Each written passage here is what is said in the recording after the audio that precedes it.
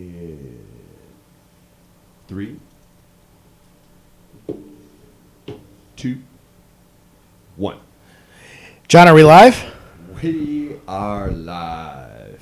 What's going on, buddy? It's been a while. It has been. How are you, sir? I'm good. I'm excited. This is a new one for us today. We have 2 people on FaceTime with us from different parts of the world and 2 people in studio. So I think it's a record for the number of guests we've had and then the different locations we've had. So I'm pretty excited. I am too, my man. This is cool. You've been busting your butt back there trying to make this all work. Yeah, but it's worth it. I've been sitting here doing nothing and just waiting for the show to start. So I feel guilty. It's all right. It's all right. So how was Christmas and New Year's? I'll be quick because I want to jump into this and we can come back at the end and chat. Christmas was great. Christmas was great. New Year's was great. A lot of family, a lot of friends. Santa was very generous. And, just the norm. But the weather was beautiful, so we were outside quite a bit. And, that's about it, man. How about you? About exactly the same. Yeah. Loved the weather, hung out with family and friends, and that was about it for me too. Awesome. Very Nursing good. the shoulder, it's a little bit better than last time we were on the show. I can move my arms around, which you hate. More energy. I block cameras and stuff when I move my arms around. Yeah, well, we'll talk about that towards the end of the show. Yep. All right. Cool. So, should we jump in? Yeah, why don't we just jump in because we got some people all over the country we are very excited to talk to, plus 2 people right here we want to talk to. So, cool. How are you, sir? Yeah, so for those of you watching or if you're listening to this after the show airs, we have 2 guests that are coming to us with the magic of FaceTime. Carrie Mandel and Brian Cronin. They are running the World Marathon Challenge, which is 7 marathons in 7 days on 7 continents, which is insane. So literally, they're going to run a marathon on a continent, jump on a plane, go to another continent, run another marathon, jump on a plane, and do that 7 times over, which is insane because running a marathon in and of itself is a crazy athletic feat. They are doing it 7 times with all that travel and lack of rest built in. And then in studio, we're going to also have 2 guests. We have a return guest, Christopher Bowles, who is with the American Cancer Society, was on, I think, a month and a half or 2 months ago. Mm-hmm. He's a rock star.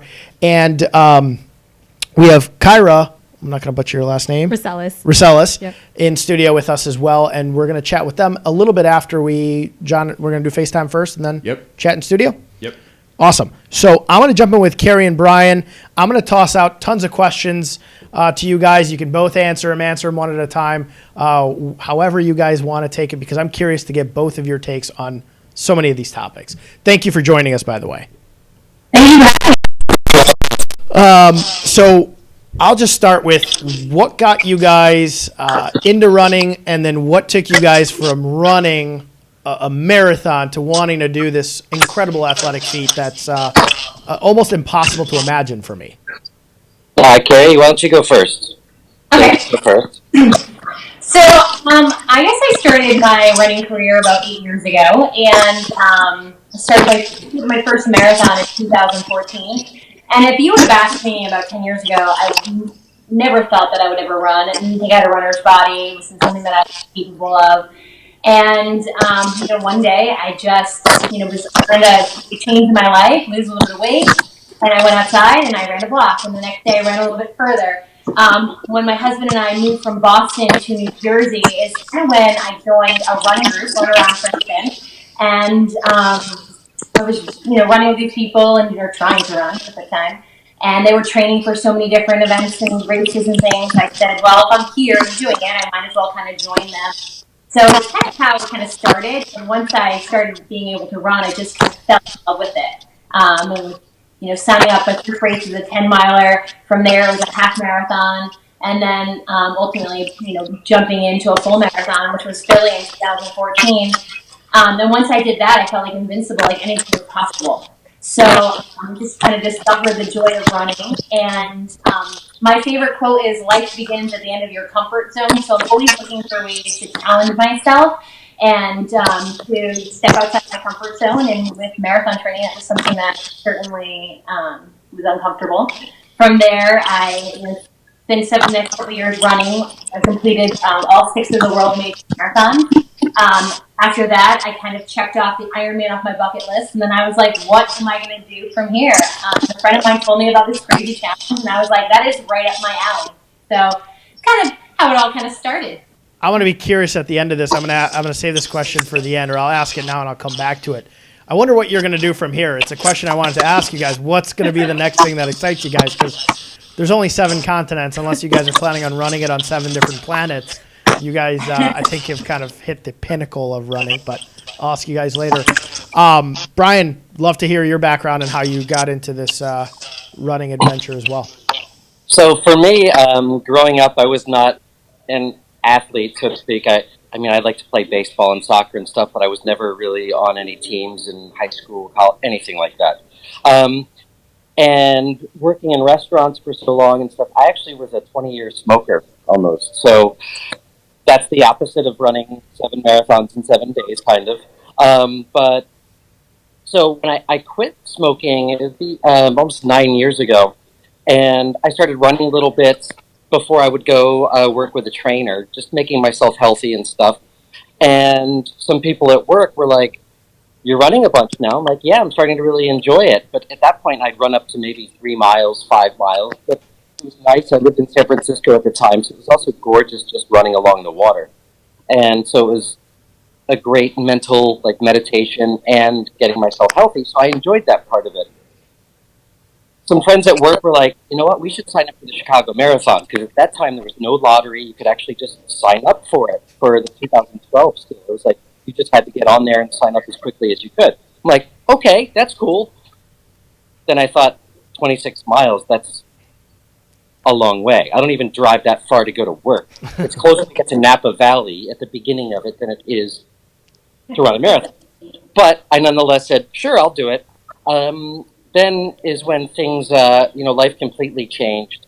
At the end of 2011, my mom was diagnosed with ovarian cancer, and about 6 weeks later, she passed away. Sorry to hear that. And I totally forgot to register for the race, of course, because life was just a little bit nuts. A few months later, it kind of popped into my head again. And of course, I went to the website for Chicago Marathon, and it was completely sold out. And I think serendipity, kismet, whatever you want to call it, kicked in. And it said, you could sign up with a charity. And the first charity that was listed, I think, was ACS. But I'm like, oh, this is beyond perfect. So I made a phone call, and then they were like, yeah, we have some spots open. And I remembered my family utilizing ACS. I had totally forgotten about cancer in my family for a long time, or it was just out of mind, so to speak. I didn't forget. But they actually helped with my grandmother a lot. She passed away from cancer, and this was in the early 80s. And I was talking to my dad about it, and he was like, yeah, they helped bring, at the time, a nurse to her house for her last week of life and things. I'm like, this would actually be awesome. So then I registered with them, and I ran my first marathon in 2012. And since then, I've run 19 of them. Like Carrie, I did a couple half Ironmans, and I did all 6 of the World Marathon Majors in 2016 because I wanted to do something big. And at that time, I had heard about the World Marathon Challenge. And I think maybe 6 months, 7 months later, I sent a message to both Chris and Kyra, and I was like, could we do something like this? And lo and behold, a year and a half later or so, it was like, yeah, we can. Oh, so that means I have to do this now. Got to get to training now. I have to run again. Carrie, she said she's like a diesel, and she keeps going and going and going. It's not about speed. I'm more like the Fiat from the 80s, where when I'm working, it's amazing, or I'm broken down. So but I love it. And running, I don't know what I'd do next to answer your question, so we can get back to that later. But Yeah. It's really become a major part of my life, and then we'll talk about ACS a lot more. But it's grouping a lot of things together. Well, you're both incredible. Congratulations. It's crazy to me that you're not lifelong runners. When I imagined somebody and I was looking up the World Marathon Challenge, when I imagined somebody who would run it, I would have thought of somebody who's been running their whole life, and they've been running for 30 years, and this is just kind of the pinnacle of marathon running. The two of you, basically in less than a decade, have gone from non-runners to signing up to now becoming probably the elite of the elite runners. And there's a very motivational backstory to that of you can basically do anything you want to do so long as you put your mind to it. Brian, in your case, being a smoker, I know tons of smokers. Tim in my office, who I know is watching, because I can see who's watching from time to time, he just gave up smoking maybe a year ago because he just had his first baby. And I couldn't imagine, no offense to you, Tim, I couldn't imagine him running, 7 marathons in 7 days on 7 continents in, less than 10 years. So unbelievable work from both of you. Tell me, I'll ask you kind of a fun question. What's your favorite or your most excited for location coming up soon? Sorry, which continent? Yeah, I'm which really continent? looking forward to Antarctica. I cannot wait. I love snow, and I'm just really excited to be out there. And that's what I'm looking forward to most. Yeah, I'm in the same Antarctica. I'm most excited about. It's not the first place where I would think about, gee, I want to go to Antarctica. I mean, cool, seeing penguins, things like that, but I don't think I'll ever step foot on Antarctica again. I'll never say never, but I don't have a reason or a need to let's go back so we can go check out this site, which is just snow. But to just be on Antarctica and have one side be mountains and the other side be white for as long as the eye can see, and knowing I'm at the bottom of the earth is just kind of crazy. Yeah, it's kind of I know it's going to be very surreal there. When you have the out of body experience when something's going on. I don't want to think about what I'm going to feel, but I have a feeling that it'll be something like that. And I had no idea what the weather patterns in Antarctica were until 2 hours before the show when I checked the weather out. It's still very, very cold, but it's considered their summer month. So it's the tourism month if they have a ton of tourists ever wanting to go visit down there. How are you guys going to be planning for the weather down there? Because it's going to be colder than, I presume, any marathon you guys have ran in the past. Actually, so if you look on weather.com or anything like that, I think right now it says Antarctica is -2. Okay. But there's a major, and I knew absolutely nothing about Antarctica besides it was a continent and there's emperor penguins there until we were doing this. And so I started doing some research, and there's a major scientific base below every continent, and then a bunch of small ones. The one that we're going to be at is called Novolazarovskaya, and it's closer to the coast, directly below South Africa. And right now, the temperature is probably no different than it is in either Chicago or New York. The high is 37, with a real feel of about 28 degrees, and the low is about 21 at Novolazarovskaya. So, okay, really, it's kind of like my run in Sunday in Manhattan, and it was 38 degrees with the wind that made it feel like 22. So I might actually be colder on Sunday than I will be in Antarctica. Who knows? good to know. I think when you're planning to run in the cold, though, I think layering is really important. Just having the option to take off layers and the gloves are going to be important, obviously. One of the biggest things that differs, temperature-wise, yes, it's going to be similar to what it is now, but we have to think about the sun and the reflection on the snow. So just making sure that you're prepared with proper, items. I have to buy special sunglasses that are going to help with that. And they even say wear lots of sunscreen, even on your face, if anything that's going to be exposed, you can have a really bad sunburn being out there. So there's certain things that you kind of prepare for those types of conditions that you don't necessarily need to worry about either. Carrie, I'll ask you this question. Leading up to this, I'll say a bundle or 7 marathons, has your training regimen changed dramatically from running one marathon, or is it more you're just resting more, recovering more? Is it, if you're running a marathon, you can run that distance and now you're comfortable and you just have to figure out how to recover between the marathons, or has the whole road work mileage changed completely? It's changed. It hasn't been too dramatic or too drastic. I think the biggest change is, when you're running a marathon, sometimes sometimes people are going for a specific time or target, or you're trying to qualify. Let's say for Boston marathoners, where if we're running for something like this is an endurance event. I'm not looking at the races as 7 individual marathons. I'm looking at them as one large race of 183 miles. So I'm treating it like a really big ultra marathon. So I'm not, even in my training, I'm not doing a lot of speed work. I mean, I had some tempo running kind of in the beginning, but for me, I kind of want to be like a metrodome. Like I want to just kind of go, keep it consistent, keep the heart rate low.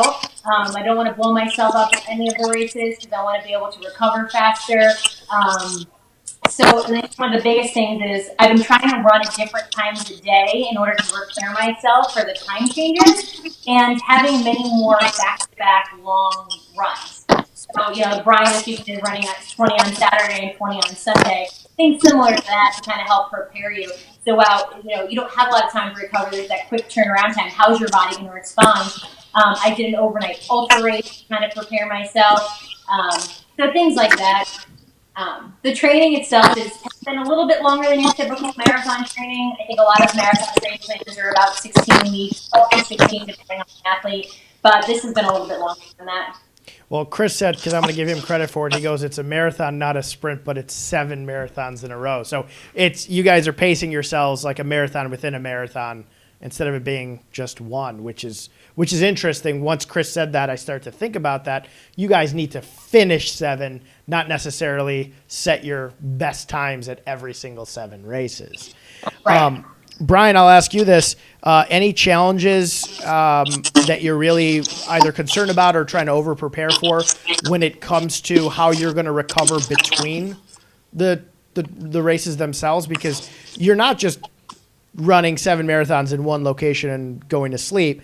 Flying is going to stiffen your legs. It's going to make food and diet much more difficult. And Carrie, I'd like to hear your take on it too after Brian. What are you planning for when it comes to actually having to get from location to location? And of course, jet lag as well. So to answer the jet lag portion of it, and I will by no means say I have that down, knock on wood, but on a typical year, I'll fly about 110,000 miles. Wow. And about a month ago, I had to be in Italy for 4 days for work. I slept about 2.5 hours on the plane, and that was just one flight because I'll typically do that flying to Europe. But I landed, still had a training run to get in, so I ran 14 miles with 2 hours of sleep, and then I went home, back to the hotel, and took a nap. And I felt great. So that part, hopefully that can help me a lot in recovery, but knowing that we're also going to be on the plane so much, I think I'll get used to sleeping. If not, I've had the doctor give me something just in case. But when it comes to that, the biggest thing I think I'm worried about is getting calories back in, because it comes a point where you're just going to be fueling off of yourself because your muscles aren't going to be able to take in the energy. So even during the races, I'm going to be ingesting things like gels and booze, not to help me through that race, but to keep glycogen and carbs going into my muscles for the next day, and then in taking in as many calories, and then the hydration factor. I mean, you can only have so much water before it starts becoming bad, but we're also going to be on a plane where humidity is typically 50% less than your ambient humidity. So it's going to be playing with things like that. And then Carrie and I both, and we're sitting next to each other on the plane, we each have rapid recovery boots, which we'll be bringing with us because each seat has an outlet. So those are big, like, compression cuffs for your entire legs. They work like a champ. I'm bringing the Theragun with me.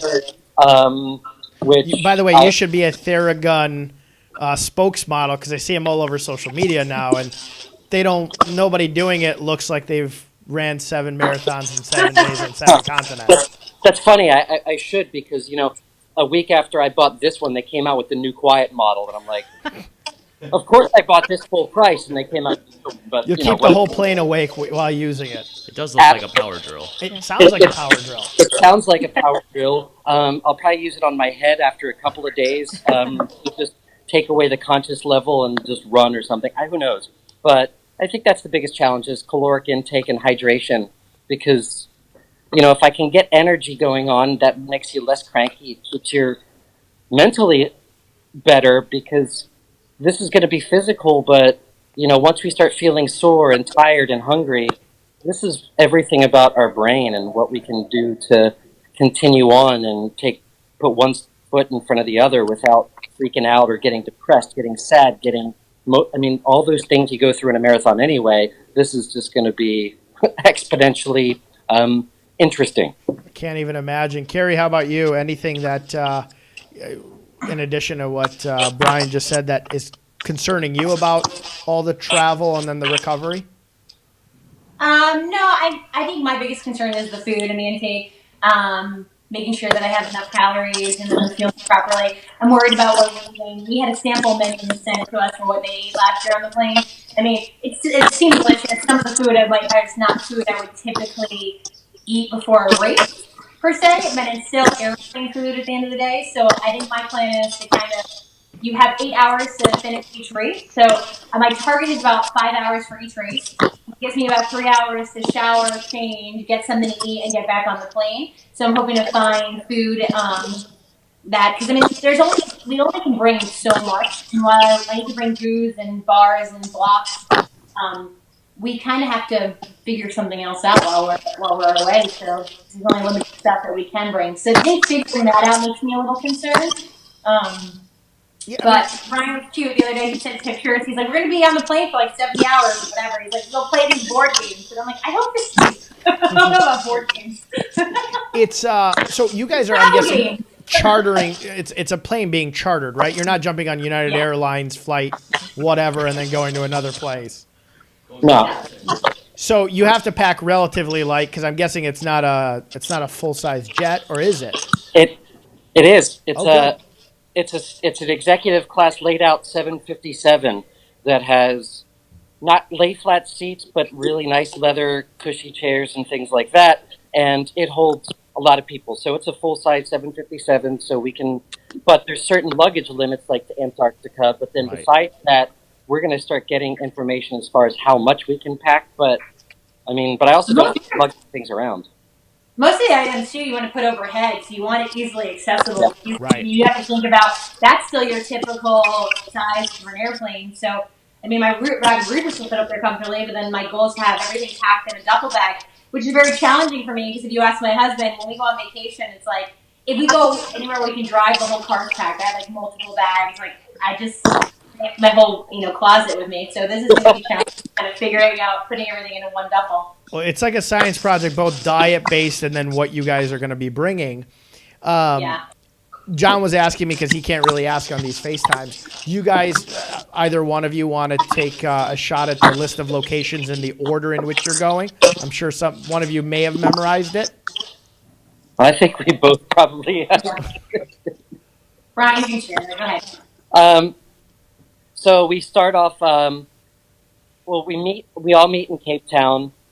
I'll be there for a few days. We have a meeting beforehand, and then I think sometime, we don't have the official schedule yet, but sometime around midnight, like at the end of the 5th or technically the 6th, we fly to Antarctica, and we land in Antarctica, get off the plane, and run the marathon there, shower, get back on the plane, fly back to Cape Town where we run marathon number 2, grab our luggage from our hotels, run our race, get on the plane. Then we have the longest flight of the trip, which is to Perth, Australia. And we have 2 stopovers. One is in Jakarta, one is in Mauritius. And I think that's just because they don't have, a traditional long-haul flight has a large handful of pilots that are on, or just a handful of pilots, whereas this, I don't think they have as many. So there's a couple stopovers that we need to do by law. So, but that's still, with the 2 stopovers, that's 17 and a half hours. So it's 15-hour flight direct to Perth. From Perth, we get back on the plane and we fly to Dubai. That's the second longest flight. And then we run the marathon there. That is the only place where we'll actually have a night to spend in a hotel. So we'll run the race. And the recommendation was, if you could be a little bit quicker at this one, it'll give you more time to spend on a real bed, which will be very exciting at that point in time, I would imagine. And then the next morning we fly to Madrid. And this is when we start flying back negative time. So we get to Madrid, I think sometime in the afternoon. And then we take a bus out to Jarama, which is the old Formula One Grand Prix racetrack. I'm a race car driver, so I saw that. Excited for you guys for that one. And this was a hilly one, surprisingly. Yeah, it's a hilly track. It does have some hill, but one thing I will say, which I am very happy about, I ran a half marathon in Madrid in May because I was helping somebody run a full marathon, and that thing was uphill both ways in the city center. So I'm more than happy to be on a slightly hilly Formula One track going in circles because Madrid is uphill both ways. It just that's it. And then from Madrid, we fly to Fortaleza, Brazil. It originally was in Santiago, but because of some of the political unrest that was going over there, they had the IAAF people lay out a course for us in Fortaleza. So we're going to be in Fortaleza, Brazil, and then from there we go to Miami.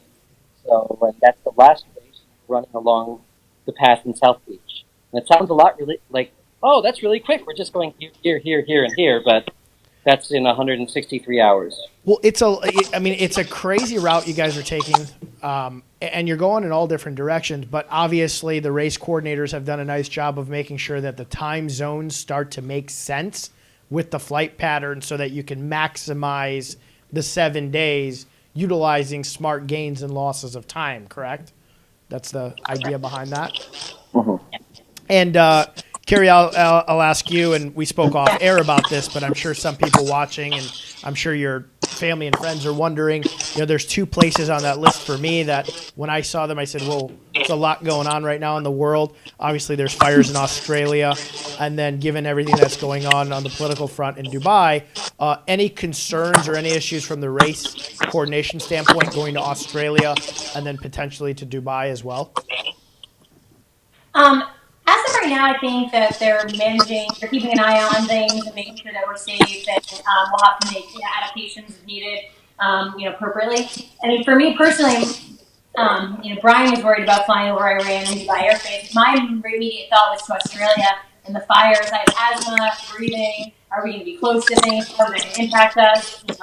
But I think we'll be far enough away that it won't really impact us. And I think that as far as flying over into some scary airspaces, I think we'll have to, negotiate or travel around that. So I'm not too worried. I think that they have our safety and best interest, top priority.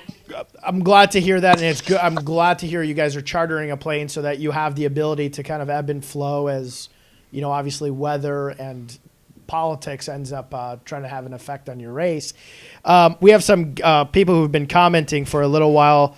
You have Kelsey who said these two gems are champs. Yes, team determination. That's Kelsey Christopherson. Yeah. We got Nikki Yarnell who says I would want to go to the Antarctica Marathon, basically the only one I would want to do. And then Kelsey talked about bringing your own fuel to races. The food and recovery is on the charter plane with all the runners. And then she also said that medical reps will be there as well. The courses are mapped out as loops, not a typical marathon course with stations. There are laps. Any additional needs will be purchased on touchdown. So do you guys have a big crew going on that 757 with you? That's a support crew, both medical and maybe, first thing that popped into mind, some massage therapists would be nice all over the plane, or is that not his Theragun? So do you guys have a medical staff that follows and a support staff? Yeah, there is. There will be a doctor on board at all times. I don't know that there's an entire staff, but I do know that there will be a doctor on board at all times. And I've spoken with some people that have done the race previously, and the biggest thing that people utilized the doctor for was after a few days, more and more people were using using saline bags in IVs, just to make sure that they stayed hydrated, and that was the biggest thing. And some people were utilizing them for like stomach issues and things, which is another common thing that a lot of endurance athletes go through anyway. Whether you're a cyclist or you're a runner, ultra runner, is because we're ingesting so much straight sucrose and glucose and not real food when you're doing races. So a lot of people so they've been utilizing them for that. So there's that, and then there's the rest of the support crew that put together the race at each location and stuff. So I think it's about 10 people, if I remember correctly. Okay. And how many runners? Well, there'll be about 40 of us this year. 40 of you guys. And have you Carrie, have you guys gotten close with the other runners? I know obviously the two of you live relatively close, probably know each other well now. Are you in communication with any of the other runners? I actually am not familiar with anybody else who is running. It's just Brian and I together. So I'm excited to see some people. I know people are going to be coming from all over the world. So I know that we do have some other friends from the United States going to be there. So it'll be interesting to kind of see who's there. They're supposed to have a list of all the athletes on the website soon with our picture and bios. So I'm looking forward to kind of seeing that, who's going to be there. That'll be awesome. John wanted me to ask, do you guys have a Pledge It link for the donations? Yes. And where would someone go for that? Okay. The American Cancer Society did do the Pledge It link. I'm going to pull it up so I can say it correctly. It just went live yesterday, which was really exciting. There were a couple people signed up for that. So if you guys after this can put it in the comments section of the video, that would be awesome. John's pointing at me that I believe he did or he will. We will share it as much as we can. We'll give you guys obviously a donation from WheelHouse. It's you guys are not only doing something pretty incredible, you're doing it for an incredible cause. And I want to just touch on that. Brian, I got kind of your involvement with the American Cancer Society. Carrie, when did you get involved with the American Cancer Society? I got involved about a year ago. When I had originally thought about doing this race, I didn't want to just do it for myself. I wanted to do it for something bigger and greater than myself. And having lost my dad and my stepmom and a close friend of mine to cancer, the American Cancer Society was kind of the first one I thought of when I thought about the event. So it was reaching out to them and saying, "Hey, I have this idea. I want to do this, and I want to do the partner with you, and then we'll be able to raise money for the American Cancer Society. Will you work with me?" And they're like, "Funny, because I think we have someone else who might be interested." So it kind of Brian and I got to meet and link up, and it's been amazing. And the journey over the last year, getting to work closely with everyone and meet everyone from ATS, has been really remarkable. And we're going to try to share that as much as we can. What's the two of you, I'm sure when you reach out to friends and family, you say, "Hey, I'm doing this thing. It's not just a marathon." We see a lot of, and I'm not just saying just a marathon because it's a big feat. We see a lot of people raising money for marathons. When you reach out to people and you tell them, "I'm doing 7 marathons in 7 days on 7 continents," what's the reaction? I'm sure people have been donating and trying to help the cause out. What's the initial reaction to that? Is that healthy? And then they find out the cause, and new people find out what the cause is, and they get much more excited at first instead of the initial shock of like, why? Right. But I think when people see how much things have affected your life, it resonates with people deeper, because every single person almost you talk to will be like, "Oh, my aunt had cancer," or "My friend had cancer," or "I have 2 friends that are battling it right now. Ironically, they found it at the same time," or all those things that are constantly happening. It resonates with so many people, and when you're doing it just because of just doing a race, that's fine, because it's noble too. If you're running for a cause just because you want to run a race, awesome. And when you're doing something on top of it that has impacted you, and you're doing it to spread the word even more so, I think it resonates with people more, and they feel that sincerity, and it just changes the whole dynamic of a conversation and people's willingness to either help or spread the word for you or anything like that. And if I could add too, so we have a Pledge It site, which is great, and that's for people that can start their own. I have that too. It's pledgeit.org/ATS runs the world. Yes. We'll add that to the comment section. Sorry, go ahead, Brian. Yeah, no, please. So we have that, so you can sign up and you can pledge to run as many miles as you want with a certain amount of money. But then we also have the direct link with American Cancer Society if you want to just give and you don't feel like you want to run any miles. So we can put both of those into the comment section. So explain that to me. What happens with the running? How does the running work? So if you want to run a certain number of miles? Yeah, so if you do Pledge It, you can set up your own link and say, okay, I'm going to pledge to run 15 miles and I'll donate this much.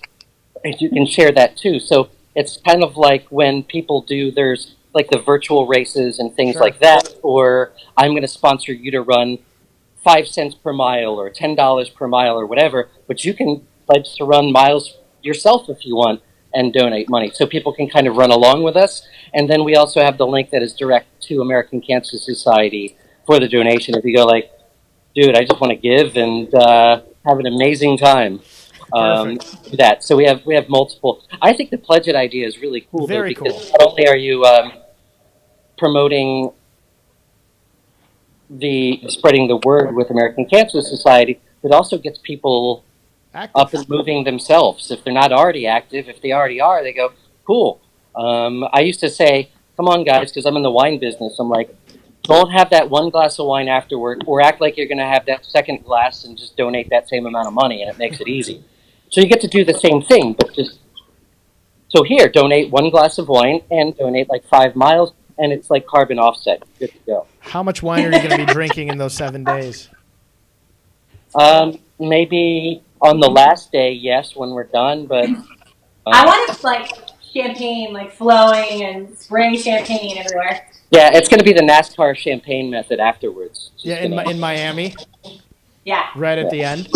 Yes. You guys, I mean, I think, Brian, you were touching on the mental aspect of how mentally challenging it is and how it's so much mind over matter at some point, even more mental than physical. I by no means have ran one marathon, let alone a bunch. I did a triathlon, the Alcatraz one, for charity. And I remember as things got tough, that thought process of not just everybody who had donated, but everybody who you were running for was a lot for me, just both in training and running, kind of what pushed me through. Ask you both the question, have you felt while you're training the feel of, everybody who you're A, touching, and B, who you've lost to cancer, who's battled and beat cancer, that you've personally known, is that mental motivation to keep going in training? And I'm guessing it will be there when you actually run the race itself. Please. It certainly helps me. I mean, I think when you during those, I mean, everybody has challenging moments, and you have time that with when you're racing or you're training and you're tired, or you're fatigued, and you're just drained, and you're like, why am I doing this? And I think it's important to remember why. That there's a bigger picture. It's not about me. It's about everybody else. It's about helping to make people's lives better and help to make the world a better place and to help in the fight to beat cancer and just joining in. Everybody has more birthdays. Like, I think it's just think about that. I always wear a bib with my dad and my stepmom and my friend's name on it. And then even recently, one of the things I was talking to my coach about, I think for the miles, my donors, I want to dedicate a mile. So as I'm running, I want to think about the people that donated, who believe in me, who are there to support me, and I want to think about them, and I want to carry them with me and encourage, that their encouragement as I go along. So that certainly plays a big part in that. Yeah. John is asking me, Carrie, again for you to read, because some people are going to be listening to this audio, not just looking at the video. Can you read out that link for us again? So the Pledge It link The Pledge It link is pledgeit.org /ACS runs the world. And I just put it in the comments a moment ago, so you can find it in the comments, or maybe look back on the comments as well. Fantastic. And Carrie, outside of, and Brian, I know you are a master sommelier, so you're in the wine business. Carrie, what do you do outside of running, I presume, every single day? What's the day-to-day gig outside of running? I actually own a yoga studio. It's called Empower Yoga. We are located over by the College of New Jersey. And prior to that, I was a school administrator and a special education teacher. Spent about 15 years in the education field. And I talk about, like, yoga had saved my life. About a decade ago, they found cancerous cells on my cervix that were removed. And I became, I had surgery. Unfortunately, it wasn't more serious with surgery. We were able to get rid of it.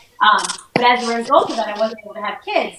And I was very sad and depressed and unhappy. And, at one point, a friend of mine was like, come on, you got to go to yoga.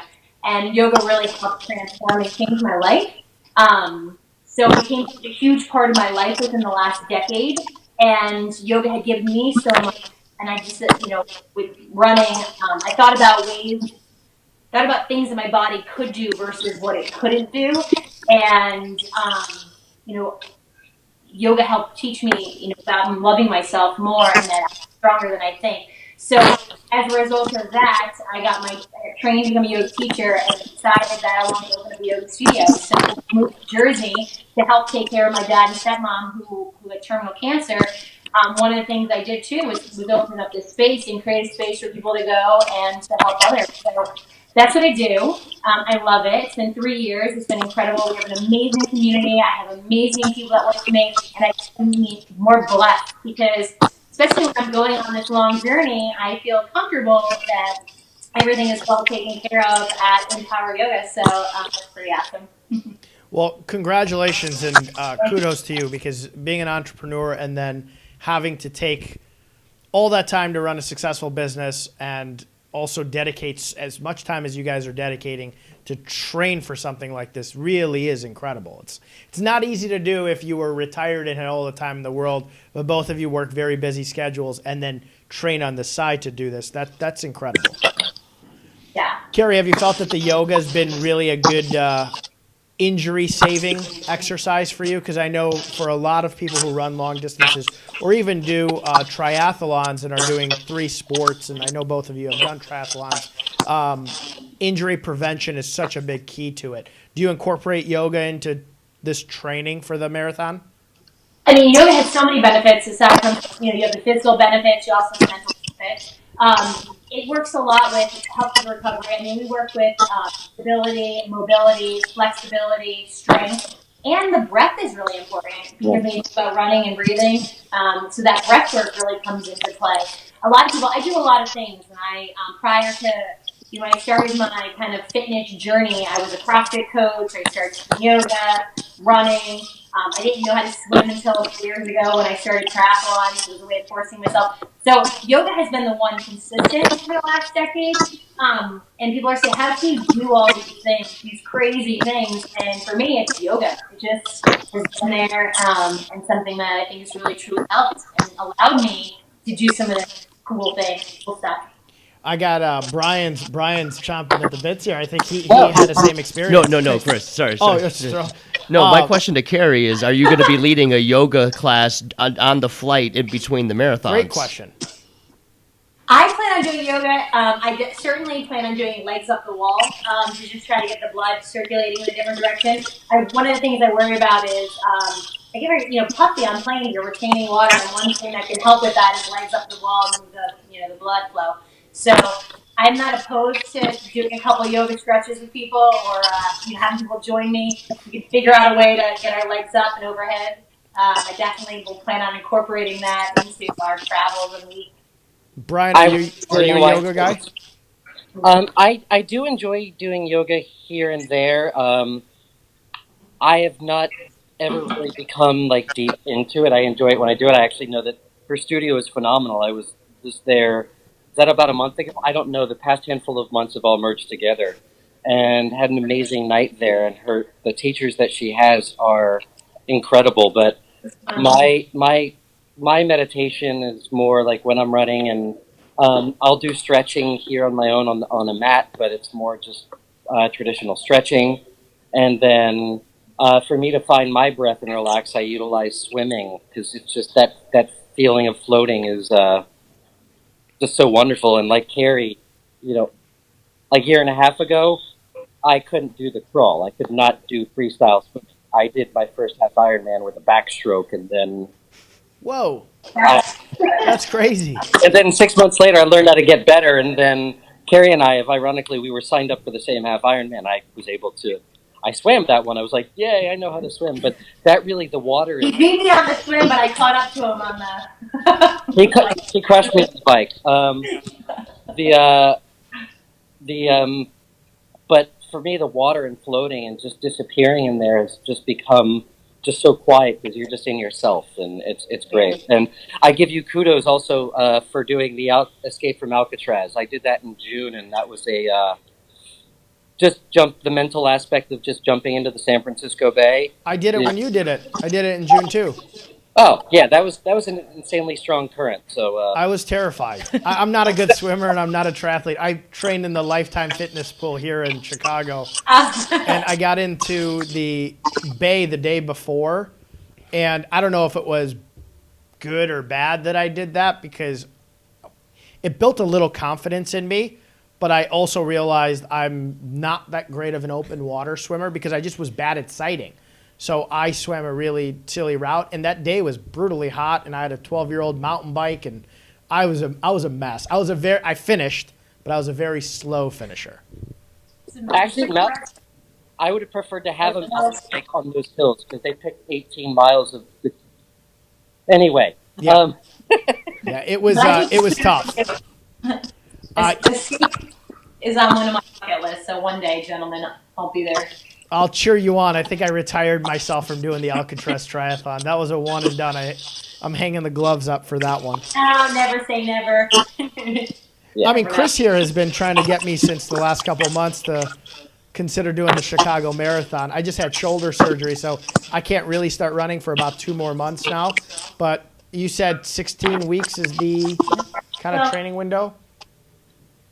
For the You can marathon, do it. yeah. Yeah, for So marathon. Chicago Marathon Well, training 16. always starts early June, pretty much the weekend after Memorial Day weekend. So weekend after Memorial Day weekend, people start to Plenty train of for it. time. Yeah, No right. excuses. And I got four peer pressure Yeah, I was folks going to say here this today. is the wrong group to talk you out of it. Well, actually, John, do you want me to keep them on and then now bring on in-studio guests as well?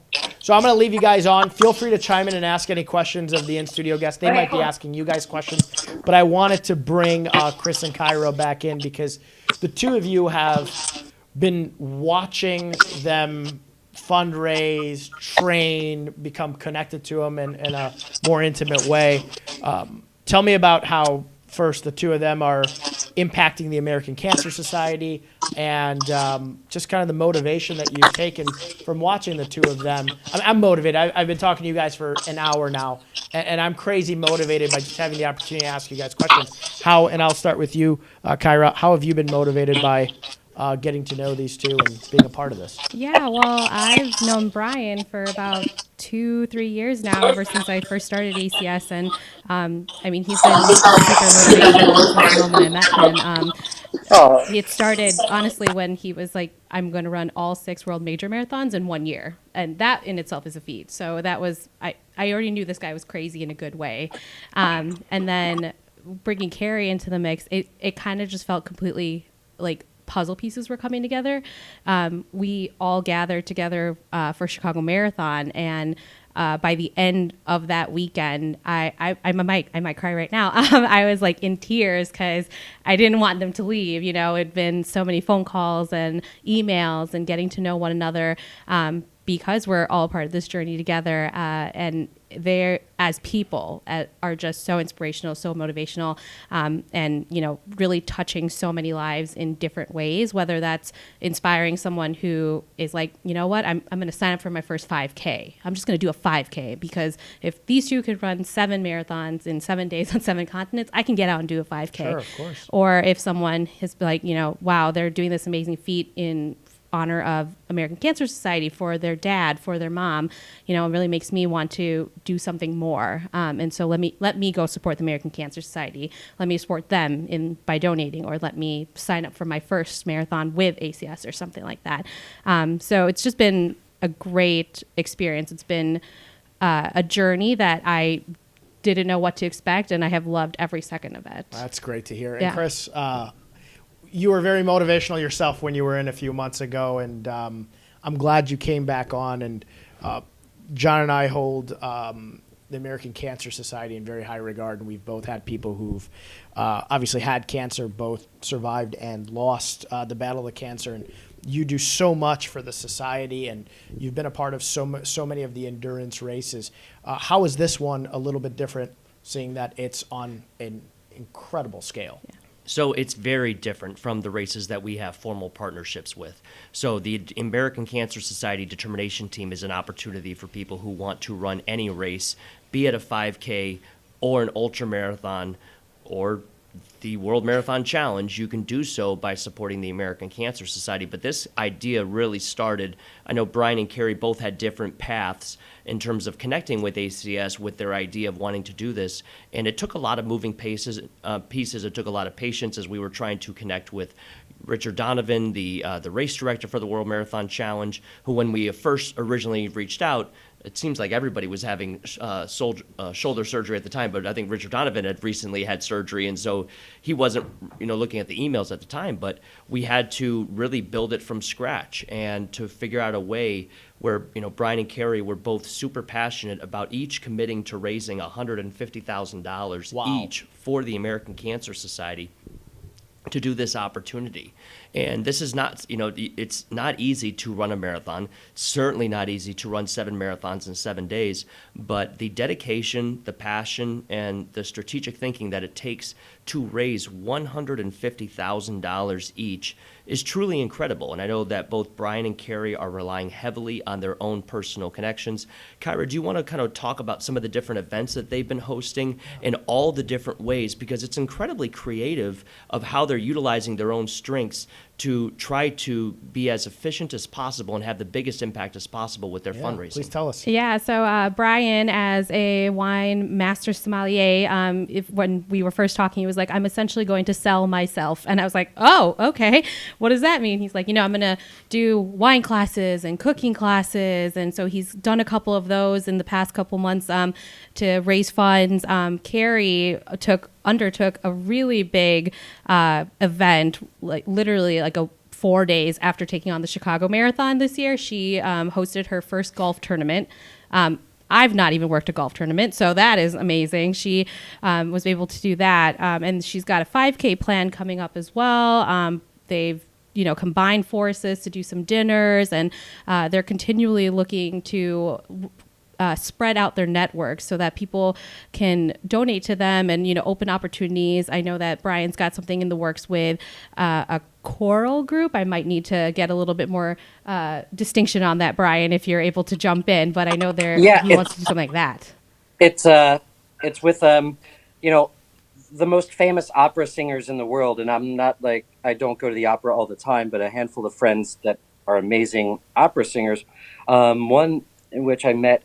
They started an opera company called Bear Opera because unless you were Pavarotti, and even them, they didn't have a job all the time in an opera. Most people are working just like actors at a certain time of the year. So they started an opera group in New York where they would show up at a workspace for an hour and do the most incredible songs that people go, oh my God, I love that. Drink a couple glasses of wine and leave. So she was like, we'd love to hold a gala for you because I had donated myself to one of their galas, so we'll hold a gala. And I'm like, awesome. Very cool. Any different kind of thing that people want to do, I think, is important. So anyway, Kyra, thank you. Listen, John and I are gonna try to share the pages and the links as much as we can. This is an incredible cause, and we'll do whatever we can. And anybody listening, if you're listening to this and you're just tuning in, go back a little bit and you'll get the link itself. John and I, if you are watching this, John's actually been putting the link in the actual video feed itself. So you'll see it underneath underneath the video itself. And it's also in the comment section. So please click and donate. Any little bit's going to help. It's unbelievable what they're attempting to put their bodies through. So support them, support the American Cancer Society, and please donate. Yeah, and then just to kind of go back, this is obviously a very unique experience with the World Marathon Challenge, and it's our first time working with them. We've been learning a lot on all the different logistics, the ins and outs of trying to figure out when are we going to see them cross the finish line in Miami, and learning recently that we're not really going to know until they actually start the marathon in Antarctica. That will help dictate when we kind of have an idea of when they might be finishing. But we do work with amazing races all over the world. And if you're interested, if you've been inspired and you want to run with the Determination Team, go to cancer.org/determination. You can see a full listing of our events all over the world. We do have spot guaranteed entries for a lot of races that are lottery based or might sell out or have already sold out. We are one of the largest charity teams for the Chicago Marathon. We almost have 400 runners right Wow, now that's huge. for the Bank of America Chicago Marathon, and we still have spots available. And we also work with races such as the London Marathon, the Berlin Marathon, the New York City Marathon. It's going to be the 50th anniversary of the New York City Marathon, and their goal for that race between all the different charities this year is to raise more than $50 million. Typically, the New York Wow. City Marathon raises right around $40-ish million, but with it being the 50th anniversary, they've added some more charity entries, and they put the expectation out to the charities to say we really want to, drive up the impact and raise more than $50 million for all these wonderful causes. So we do provide lots of different support. When you sign up, it's not like we just give you a website and walk away. Kyra gets a chance to work with all of these volunteers all over the world, helping them come up with different fundraising ideas, different ways for them to sell themselves, I guess, in legal ways. So, but we then also provide them with wonderful training support. We have amazing training partners here in the city of Chicago, also in New York, so that you're not going to be running alone. We help you through the basics of understanding what it's going to take to run a marathon, and then we make sure that we help put on an incredible experience for you on race weekend to help celebrate everything that you've done, not only for yourself, accomplishing an amazing goal of running a marathon, but raising incredibly needed funds for the American Cancer Society. And one last plug, we've talked so much about the mission of the American Cancer Society, but if anybody is listening and is currently dealing either with cancer or has somebody in their life that has been touched by cancer, you might be wondering, what can I do when somebody tells me I have somebody that, that's just been diagnosed? I encourage you, don't ever forget that the American Cancer Society has services available 24 hours a day, 7 days a week. You can always visit cancer.org and live chat with one of our specialists, or you can call 1-800-227-2345. Those services are available 24 hours a day, even on Christmas or Thanksgiving. You can always talk to somebody, whether it's questions about treatment, services that might be available, getting a ride to treatment, or learning about how to get more involved as a volunteer. Well, you guys do incredible stuff at ACS, and again, we had John. It was unbelievable the last time you were on. You were very motivational, and A lot of that was Meg. well, both of you, Yeah. and your involvement in cancer support in general in the Chicagoland and I mean worldwide is unbelievable. If somebody wants to get involved with ACS outside of this, is there a way to be a volunteer? Is there a way to help out outside of donating time and money to the determination side of this? yeah. And if so, how? Absolutely. So if you want to get involved, it's still going through the same process. You can always live chat with somebody on www.cancer.org. They'll get your information, figure out where you live and how you're looking to get involved as a volunteer. You can also call the 1-800-227-2345 and speak with somebody that way. My email address is christopher.bowles@cancer.org. So I know that John has my contact information, but it's CHRISTOPHER. .B as in boy, OWLES at cancer.org. Send me an email and we'll find the right way to get you involved with the society. We have a gentleman recently who signed up and is running the Chicago Marathon for us, and he wanted to get more involved because he had lost somebody in his family to cancer, and he found out about our Road to Recovery program, and he became a road driver, kind of becoming an Uber driver for cancer patients, and he's already given 30 people rides to treatment in just a couple of months. Oh, that's wonderful. And it's not something that you think about is a big deal, but when somebody is trying to figure out how they're going to get to and from treatment if they don't have a ride, and if you think about all the traffic and they have to get to and from the hospital, No parking, worry about it. it's something that is super easy for him. He said it's so convenient. He can just sign up and see where somebody needs a ride. Say, yeah, I'm free at that time. I'll pick him up and take him right to the hospital, or pick him up from the hospital and take him home. And it's a super easy way, very flexible, just one of many different ways you can get involved as a volunteer. But we typically like to get to know our volunteers and figure out what their what their skill set is, how they're looking to have an impact, what sort of connections do they have that they feel might be able to make the most meaningful impact, not always monetarily, but for somebody like Brian who has a connection in the wine industry, and we have all these fancy galas, seeing if there's an opportunity to do more there. It's a lot of people don't fully realize the impact that they can have on cancer patients or the American Cancer Society and the work that we're doing. Well, you're an incredible guy, and you're an incredibly humble guy because you also are a marathon runner who's running 3 marathons this year. You've been very humble and not even mentioned it yet, but I'm going to go ahead and mention it. Which 3 are you doing this year? So I'm running the Tokyo Marathon, the Chicago Marathon, and New York City Marathon. And I've been fundraising for the American Cancer Society since 2012. And if I hit my goal of about raising roughly $10,000 this year, I will surpass $100,000 raised since I started in 2012. So Congratulations. yeah, so it's hopefully a big year, cross off some of these different races, and be able to have lots of fun and raise some meaningful funds for the American Cancer Society. I'd also like to add that Chris is very humble in the sense that with the 3 marathons, he will finish up his 6th star this year. So he will have run all 6 World Major Marathons, strategically doing so, ending in Chicago, his hometown. So it's going to be a really big party. It's going to be a big party in Chicago. So your next step is to do 7 marathons on 7 continents in 7 days. No, it's I not. think you guys are going to recruit him soon, and he's going to be doing the same thing soon. I want to go to Antarctica just to hang out in Antarctica. I don't want to go there for To 7 hours and be able to run. Like I want to be able to say, no, I want to stay here for a while. According to their tourism website, it's whale watching season, so there's some Yeah. stuff to see right now. That's all I gathered, that it's kind of summer there, and it's whale watching season.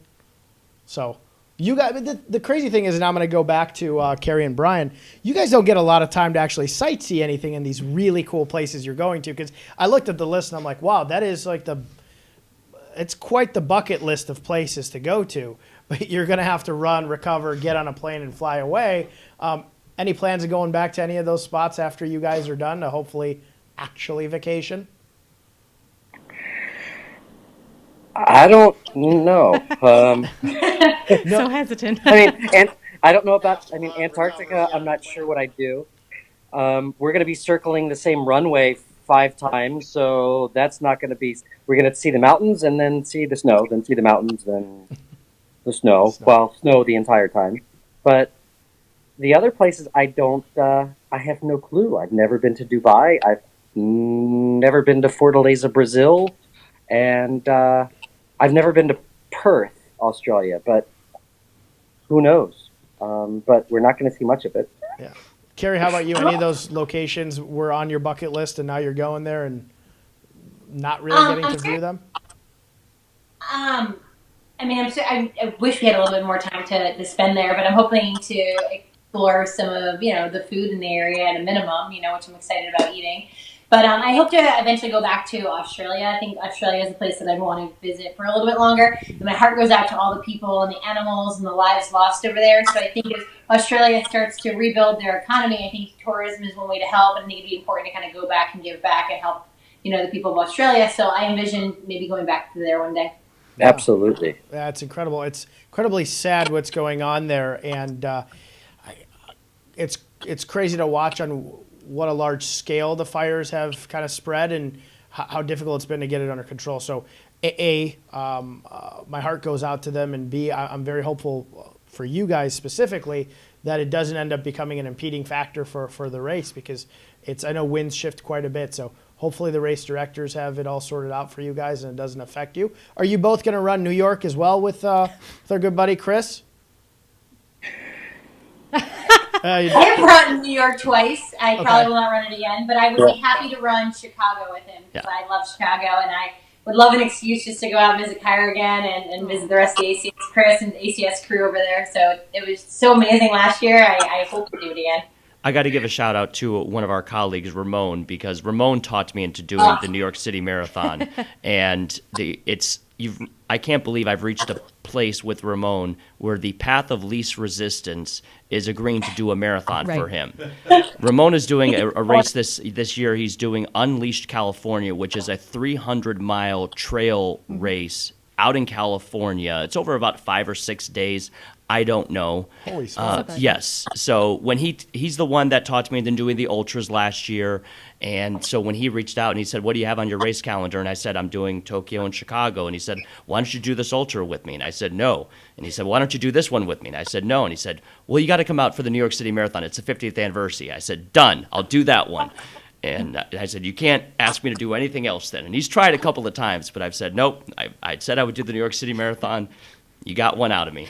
Well, he was talking you down there. He Yeah. was, Yes, he was he waiting was to see- negotiating. He was little negotiating. haggling you right down. there. Yeah, and once I saw the done. marathon, I was like, okay, I'll do that one. I'll do that one. That's a crazy one too. If he's doing it in even under a week, if he's doing 300 miles, Yeah. that's an unbelievable feat. he's on Yeah. he's on a similar level with these folks. Yeah. But he somebody that can just walk into the mountains and disappear and come back and say, oh, I only ran 230 miles. Right. That's unbelievable. Yeah. He's pretty remarkable. Yeah, he's Well, I'm going to bring it back to kind of my original question to Carrie and Brian. Do you guys have anything after this that's on the, and I don't know enough about the endurance racing. I'm learning a lot from Chris, from knowing Chris the last couple of months, but I don't know what the levels are and what these, I don't want to call them crazy. They're incredible. These incredible feats of athletics are. What's the next step? Do you guys have anything in mind after this? Is there like a plan to do? Is there something bigger? Well, I'm not sure it gets much bigger than this. There are a couple things that I'm interested in. I'm trying not to think too far ahead because I really want to kind of enjoy this and enjoy the process and be living in the moment and not think about it being done already. Because when you put so much time, effort, energy, and training into one thing, I want to really live, through that. But that being said, I always kind of have a plan. I am running an Ironman in August and Mont Tremblant, and I think I want to continue to dive into the ultra world and maybe do Ultraman, which is double Ironman, or they have the one race that it's 5 Ironman on 5 Hawaiian Islands in 5 days, maybe something like that. I mean, who knows, really? There you go. Right. That's the doing a little bit bigger that I didn't know existed. Brian, how about you? As far as something bigger, I don't, to Carrie's point, I don't know if there is anything like bigger or more intense, but I'm always trying to set a goal. And part of my training for this was also just as much mental training. And, we all have things that go on in life and stuff. So, in this training, it's physical, but it's also mental. And setting a goal, and so the next goal, I think, getting more into the ultra world, so to speak. But I'd also like it to be more in trails. But of course, knowing myself, I'm probably not going to do something that is going to be, none of it is simple, but I mean easier. But things that excite me, like I lived in Hawaii for a handful of years, and there's arguably one of the hardest 100-mile wars that go on there, just north of Makiki. You hit these 1,600 feet peaks like 20 times over the course of 25 miles, and it's called the Hurt 100. And you do that loop 5 times, and it's 20 miles. So it's brutal, but it's also in one of the most beautiful places in the forest there and things like that. So doing a lot more trail races like that happen to be in the mountains. I live in New York now. I used to live in Sonoma County, so I miss that aspect. To be able to do something like that brings two of my biggest loves together and keeps big goals right in front of me and gives not only a new challenge, but something different to strive for. Because it's always not upping.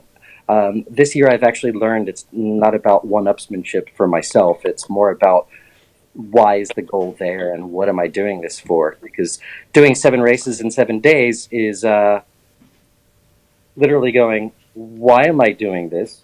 And is it for something? Is it somebody else? There's the meaning that we have behind it. But at the end of the day, it also has to be something that you're doing for yourself. And that's that. So finding something like that, I mean, if I could get in lottery-wise into like the Western States 100, that would be amazing. Or be one of the hundreds of amazing people that fail finishing the Barclays Marathon in Tennessee, because only 3 people have ever finished that. But I would like to just try it. You do this massive trail race with no GPS. You're allowed to bring a compass with you, but that is it. They give you the map, and literally they try to make this thing insanely stupid, but only 3 people have ever finished it since its inception. So, but just the fun of doing it. It's not failure. It's Well, our past guest Meg, Yeah. that was she was her. trying that. That Yeah. was what she just Yeah, did, she right? had just completed that about 2 weeks prior when she and I came on here. Yeah, Barkley. Yeah, it's unbelievable. She had just competed in that a few weeks prior to when you Yep. guys came on. Well, you guys are incredible. I just imagined. I don't know if you've ever read the World's Fittest book. It's a guy, Ross Edgley, who swims around Great Britain. It's like the longest swim ever. Wow. And he's a British guy. And I just imagined you backstroking it, one-upping him and saying, you know what, I'm just going to backstroke it in Great Britain. Have you guys ever read the book or heard of the guy? He's an incredible guy to listen to. And his stories of when he was doing some of his swims and he would have to swim through basically pools of jellyfish. But because he was timed and he had to swim a certain distance every day, he would have to keep swimming. And I think he was on Joe Rogan's podcast where he said his goggles from getting stung had basically his face had swelled up to the point that he had to peel his goggles off and rip face skin off. And if you see the photos of him after he had done the swim, the guy just looks gnarly. And it's incredible what guys like him and you guys put yourselves through. And I mean, I'm sitting here with a torn shoulder crying about having to go to PT, and you guys are doing some incredible stuff. So you've motivated me, and I'm hoping everybody who's listening is incredibly motivated by the two of you. Awesome. So I think Thank you. backstroking the UK would maybe be a good one for you. Or a fun Put that one. on the to-do. I always ask this of everybody who comes on the show, and I want to ask it of the two of you. You've given us a lot of motivation, and it doesn't have to be, we typically ask it in a business sense, in a fitness sense, and this is a perfect time for it. At the beginning of the year, everybody's motivated, and I always hate when people poo-poo someone's motivation at the beginning of the year, and you see a lot of posts about, oh, people are only motivated for a month, and then they fall off, and the gym is packed, and people like trashing that. I'm of the opposite mindset. If you're motivated about something good for you, keep the motivation. But the reality is a lot of people's motivation swings really high and then it drops off. Both of you, please answer this question. Any advice to somebody who's starting to get into fitness, who is you guys in 2012 or 14 when you may not have been as accomplished as you are right now? Any pieces of advice for them just getting started on a path to fitness? One thing, in the past handful of months, it's interesting, I stopped listening to music while I run. I've been listening to a lot of audiobooks, and I'll get to one where it sums it up really quickly, but my advice would be, number one, if you're going to use a New Year's resolution or something to start becoming fit, start becoming healthy, I mean, great, that's amazing. Doing it at any time is amazing, but set an achievable goal. I think so many people will say, I'm motivated, I'm going to start doing this January 1, and they set this massive goal that it's like, I'm going to spend an hour a day at the gym. An hour at the gym is actually like a long time. Going for a run for an hour if you're not doing it for an hour. So setting an achievable goal that is realistic, that makes it become a habit. And one of the books that I listened to recently was a gentleman named David Goggins. I don't know if you read his book, You Can't Hurt Me. And, you know, here's a Navy SEAL that also went through a lot of stuff and then did his 100-mile race and then Leadville and like the most difficult races. But his biggest thing, and it kind of summed up in many ways what I just said, is becoming motivated is one thing, to do one thing, but don't let motivation be the anchor that allows you to do what you do every day, because what happens when you wake up and you don't feel motivated to walk out and go for your run, walk out? You still have to do it. I still have to train for this thing. If not, I'm going to be severely injured and in pain. So it's how you make something a habit, and some days you're motivated, some days you're not, but it's how it becomes a habit. And I think it becomes a habit if you enjoy yourself by setting achievable goals and you recognize what you achieved each time you do it. I think that helps out a lot. So take small bites, you know. How do you eat an elephant? One bite at a time. They should change that to something else, like a really large pie or something, but it goes back to that adage, you know, start that way, because if you bite off more than you can chew, you're going to spend more time like, oh my God, that was a rough day, so you don't go back for 3 days or 4 days. Do it so you enjoy it and you start feeling the benefits of what you do. I love that. Thank you. You're welcome. Carrie, how about you? I certainly agree with Brian, because motivation will only get you so far. A lot of it's about discipline and disciplining yourself. For me, I thrive on structure and consistency. So being very like type A, one of the things why I love marathon training so much is like I knew what I was going to do every day. And the personality I have is like I didn't have a choice not to do it. If it's like written down in my plan, I was going to do it no matter what. So I feel like sometimes, like what Brian said, breaking things up into manageable, easy parts. Being kind to yourself. You know, when you start something new, it's a challenge. It's hard. There are going to be times that you want to give up. I mean, a lot of people who are not good at something, Someone might be at my front door. You can go grab it if you want. Sorry. You have to We're bring them not on the good podcast, today, though. You automatically want to give up. I mean, I remember when I first started running, I was the last one in our running group. I was running a 15-minute mile, and I cried every time, and I wanted to give up.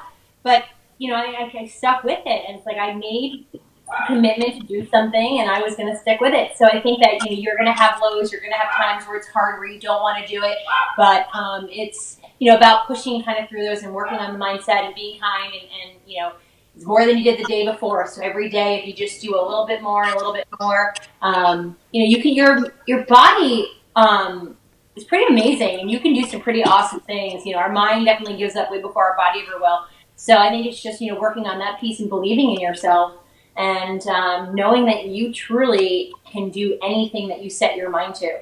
That anything's within your reach, really. If you want, if you want it bad enough, you'll find a way. If you don't, you'll find an excuse. So I think it's about just setting, goals and just working every day to attack those goals and be the best you that you can be. You two are such a great example of all those pieces of advice, and I appreciate it. You have to grab the front door, grab it. Just bring whoever is on the front door on the podcast. It might have been Amazon. I imagine Christmas most of the every time. day. Most of the time when my doorbell rings, it's Amazon letting me know there's a package. And I'm sure leading into this incredible athletic feat, you guys are ordering a lot of goodies off of Amazon. Yeah. Every day, my husband's like, "What did you order now?" I'm like, don't worry about it. And for our in-studio guests, too, I want to ask both of you as well, and I want to be mindful of your time. I honestly, and I'm going to say this, and I'm sure John will agree, when you guys are done with this, we'd love to have you back on again to just talk about how this experience was, because I'm blown away by it. I'm fascinated by it, and I would love to have you guys back on to talk about it as well. And in-studio guests, I want to be mindful of your time, too, because I could go on for hours and hours with the four of you. Any piece of advice for somebody, it can be in the fitness realm, it can be in the charitable realm. I know you wear a lot of hats, Chris, so one piece of advice. Yeah, I look at it from two different things. From fitness perspective, a year ago, I went on a big nutrition kick, and I think what was very helpful that wasn't already covered was finding your support group, making sure you have a support group in place. And if that's just going to be from working out, find out people that you are going to be working out with regularly who can help hold you accountable, and you can help hold them accountable. I also think it's important to echo what was mentioned about celebrating the accomplishments. It's when you set a big goal, it's not always going to be success every single day. And I remember personally from my efforts, to try to lose weight, I had some weeks where I would lose a lot and then I would level out, and then I would lose a lot and I would level out, or I might put on a pound or two, and I had to recognize that was all part of the process. But you have to celebrate the successes along the way to know that you're still on your road to the success that you built out. From a charity standpoint, I encourage everybody, find a cause that you're passionate about. I'm very passionate about the work that the American Cancer Society does. There's lots of other wonderful organizations out there. I've got two amazing dogs. Paws, Right Way Rescue are both close to me. My dad was diagnosed with Alzheimer's and passed away last year. The Alzheimer's Association is very close and meaningful to me. There are so many wonderful causes out there. Just find one that resonates with you and figure out how you can have the best possible impact. It's amazing when you can meet so many other people like Carrie, like Brian, who inspire me to try to figure out what I'm going to do next, because this came about as, look, ACS, you were great. You helped me do all of these amazing races individually, but I want to do something more, and how can I do that? And so I encourage you just to find a cause that's worthwhile. Do your research on it to make sure you're familiar with how your impact is going to be felt within the organization, and make the most of your time and try to have a positive impact, make the world a better place. I love that too. Kyra, you manage a lot of projects at the same time, and you are tasked with the very difficult job of, while a lot of people are training, helping them stay motivated to fundraise as well on the charitable side of things. Give us some advice, kind of piggybacking off of what Brian said in the charity world. Yeah, so fundraising wise, I think that's what most people get scared of when they join our team or anything like that. The training doesn't really freak them out. The running doesn't really freak them out. It's really the fundraising.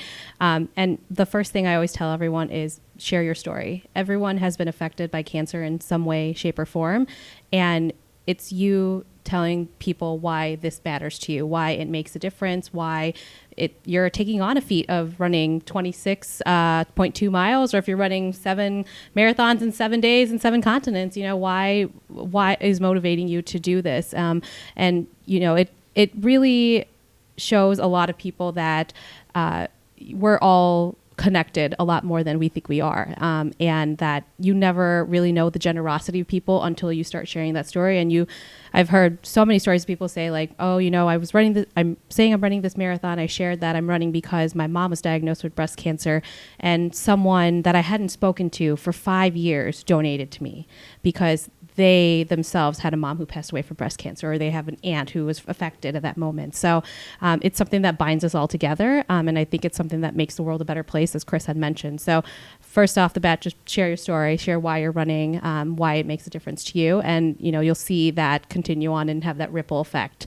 And, as Chris said, kind of like live in the moment with it. You're supporting this charity, you're supporting any charity at that moment, because it's something meaningful to you, and it's something that you want to make a difference in. And so enjoy everything. Enjoy your accomplishments. Enjoy the lows, the highs. A lot of people, when they're done with their training and they get to marathon weekend, they're like, I can't believe I'm already here. I'm so excited. I'm so nervous. I'm all of those, jitters and everything. And it goes by a lot quicker than people think. And I think that's what happens when, I know we were speaking briefly beforehand, that a lot of people say, hey, I'm a one and done. I'm not going to do this anymore. This is it. And then like immediately after, those endorphins are running, their tears are shed, but they're happy tears. And they're like, I'm ready for the next thing. Yep. Well, thank you again for everything you do. Yeah. And thank you for coming in. I always seem to forget this, and I don't want to butcher it today. John's shaking at me. I hit them all, John, the questions. I always ask John if he's got any more questions before I close out. I got one last fun one. Especially for Carrie and Brian, any fun cheat meals, which are going to be that, hey, I'm in Miami, I'm done. Obviously, there's going to be some wine and champagne involved, but what's the, I've accomplished this incredible feat, I'm going to go have myself a great meal? Funny answer. That's a great question. I actually, I would probably sweet potato fries. It sounds so stupid. Fries? Or anything Mexican too. Like I would love nachos or like anything. I mean, you're in Miami, so Mexican I guess would be a great choice. But I love sweet potato fries. I don't often eat a whole lot of anything fried, so something fried and delicious probably. Brian, other than a wine dinner, what are you adding to the wine? Well, I'm not going to go to a wine dinner. I will be staying at a friend's house who's going to ply me with copious amounts of wine, and they're all great cooks. But as far as going out somewhere, I mean, I could eat French fries 24/7, so that will happen. But there's also a great Cuban restaurant called Versailles there that it's spelled Versailles, but it's pronounced Versailles. And I will go and eat there because, I mean, well, I get everything covered. I got potatoes, I got pork, I got corn, I got rice, I got everything I could possibly want, and a lot, and seafood, just a lot probably. I can't wait for you guys. I can't wait for you guys to be able to finish, have the feeling of that accomplishment, and be able to drink all that wine and food that you want. Chris, Kyra, anything? You guys, what's the cheat meal? My celebration meal. It's not a cheat. It's a celebration meal. I was going back and forth. I think I've settled on Pequods. Okay, Pequods. Pequods is around the corner from my office, so the next time you go, just Morton shoot Grove? me a message. No, I'm the one in Lincoln Park. Lincoln Park. Okay, Yeah. yeah. Because I started going to the one in high school in Morton Grove, and now the one on Clybourne. Oh. My brothers both came in for the holidays, and it was the very first meal that they had, and they had to make sure that there was a night. My mom even knows now that whenever they come in town, okay, at least one night's going to be Pequods. Well, when Carrie and Brian come in, if you haven't taken them to the Pequods, it's incredible pizza here in Chicago. I know you guys are East Coast, so New York, Chicago pizza is a little bit different. This is it's deep. Do you get the deep dish there? I usually just get the pan is sufficient for me. The pan pizza is sufficient for me. He's going to take you to our good Chicago. I lived in Chicago for many years, and Worked at a place in Lincoln Park that we would have Pequods deliver once a month at the end of service on a Saturday night. Unbelievable. And this was like the top chef in the world, and he wanted Pequods. Yeah, he shared an amazing story, and I don't know if there's enough time for it. Yeah, we but got time. with- We have with all the Charlie time. I'm being respectful of with your Charlie guys' time. Trotter. Wow. Okay. Brian, I don't know if you want to talk about Yeah. your connection with Charlie Trotter. Shoot. Yeah, so I was the wine director at Charlie Trotter's in Chicago for a bunch of Incredible. years. So that was like the '90s. So that makes me feel really old now. But so besides his intensity and what he was, I think I would also not be able to do these races if it weren't for him because of how he pushes for excellence, and that's really amazing. But also how he experienced food. And yes, at Charlie Trotter's, one of the favorite nights was when Pequods would be delivered or when the original potbelly would be delivered. Because Yeah. most Wow. people don't know that there weren't like a gajillion of them. There was just the one on Lincoln. Right. We'd pick up potbelly every other Saturday morning, and everybody would eat potbelly, and it was just, oh. What a cool story. Okay, Is that I'm really is that starving now. Is that the potbelly sandwich? Yeah. Potbelly Okay. sandwich. Well, Chris Kyra loves knows. their cookies. Oh, Chris yeah, loves Kyra their knows. cookies. Yeah. Oh man. Oh, the oatmeal chocolate Cookies chip on and the that brownie chocolate cookie. What about yours, Kyra? I'm kind of in the same realm as Carrie. I will go for French fries, but specifically they have to be Portillo's cheese fries. So Portillo's fries. John knows this. Portillo's fries are my favorite fries. Oh, yeah, absolutely. I never By really far. do the cheese part. But Portillo's are my favorite. So the fry itself is good, but when you add the cheese, it's a whole nother dimension. Oh God, so good. I sometimes pick up Portillo's to bring it to the studio for John and I. Yeah. And by the time I get here, I've ate all of my fries and half of John's Absolutely. fries before they get here. So John has like half of a large fry left. That's the driver's tax. That's Yeah, pickup that's right. tax. You eat it as you're on your way here, you know? So yeah. Stop sticking up for him. That's what it is, John. Well, thank you all for coming on. I want to be respectful of your time. Carrie and Brian, I can't wish you enough luck. You're both not just incredible athletes, but you're incredibly motivational. And I couldn't even begin to imagine the feat when John let me know you guys are going to be on the show today. But just hearing how in the last decade you guys have both changed your lives in so many different ways for the better, and how running and these athletic endeavors have made an exponential change on your personal lives has really been motivational for me. And I hope for those of you watching and then later on listening to this as well, you got a bit of that motivation. If you're listening to it, I almost, and I've never said this before, but I urge you to watch this one. Come and watch it because it's been a fun one, and the two of you have motivated, inspired me quite a bit. So I'd love to have you guys back on again when you're done with the race. Best of luck to you.